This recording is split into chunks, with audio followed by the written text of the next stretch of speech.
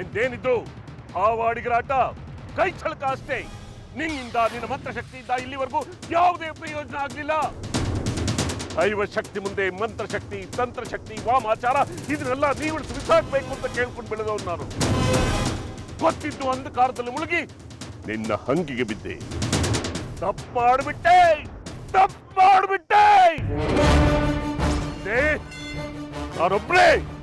ನಾನೊಬ್ನೇ ನನ್ನ ತಪಸ್ಸನ್ನ, ನನ್ನ ಆಸೆಗಳನ್ನ ಪೂರ್ಣಗೊಳಿಸ್ಕೊಳ್ತೀನಿ. ನಿನ್ನ ವಾಮಾಚಾರನ ಕಸ್ಪರ್ಕೆಲಿ ಗುಡಿಸಿ ಬಿಸಾಕು.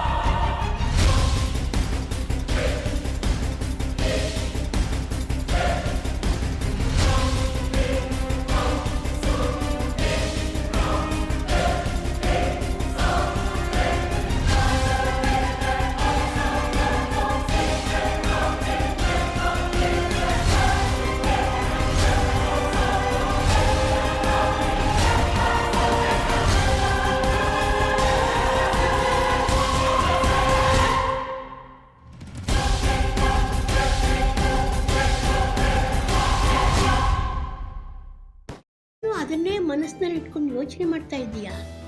ಮೊದಲು ಅದರಿಂದ ಹೊರಗಡೆ ಬಾ. ನಾನೇನು ಯೋಚನೆ ಮಾಡ್ತಿಲ್ಲ ಅಜ್ಜಿ.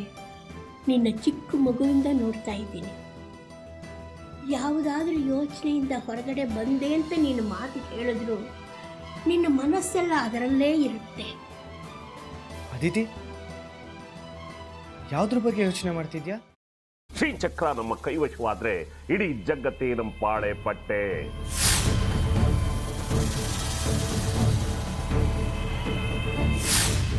ನಾವಿದೀವಲ್ಲ, ನೀವು ಯಾಕೆ ಚಿಂತೆ? ನಮ್ಮ ಆಸೆಗಳೆಲ್ಲ ಪೂರೈಸುತ್ತೆ.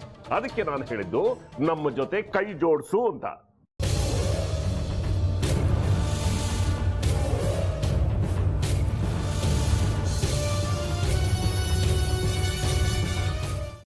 ವೆಜ್ ಖಾರ ಬಾತ್ ಮಾಡುವ ವಿಧಾನ: ಒಂದು ಬಾಣಲಿಗೆ ತುಪ್ಪ, ಸಾಸಿವೆ, ಕಡಲೆಬೇಳೆ, ಉದ್ದಿನಬೇಳೆ, ಗೋಡಂಬಿ ಹಾಕಿ ಹುರಿದು ಕರಿಬೇವು, ಬಾಡಿಗೆ ಮೆಣಸಿನಕಾಯಿ, ಕ್ಯಾರೆಟ್, ಬಟಾಣಿ, ಟೊಮ್ಯಾಟೊ, ಕಲ್ಲುಪ್ಪು, ಬೆಲ್ಲ, ಬಿಸಿಬೇಳೆ ಬಾತ್ ಪುಡಿ, ಅರಿಶಿನ, ರವೆಯ 3 ಅಳತೆಯಷ್ಟು ನೀರು ಹಾಕಿ ಚೆನ್ನಾಗಿ ಕುದಿ ಬಂದ ಮೇಲೆ ಹುರಿದ ಬನ್ಸಿ ರವೆ ಹಾಕಿ ಕಲಸಿ.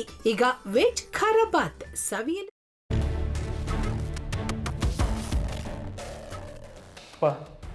ಇಷ್ಟೋ ತನಕ ಡೆಲಿವರಿ ಆಗಿಲ್ಲ ಅಂದರೆ ಅಕ್ಕಂಗೆ ಏನಾದರೂ ಪ್ರಾಬ್ಲಮ್ ಇರ್ಬೋದಾ? ಆ ಥರ ಏನಾದರೂ ಇದ್ದರೆ ಡಾಕ್ಟ್ರು ಬಂದು ಹೇಳ್ತಿರ್ಲಿಲ್ವ ರವಿ?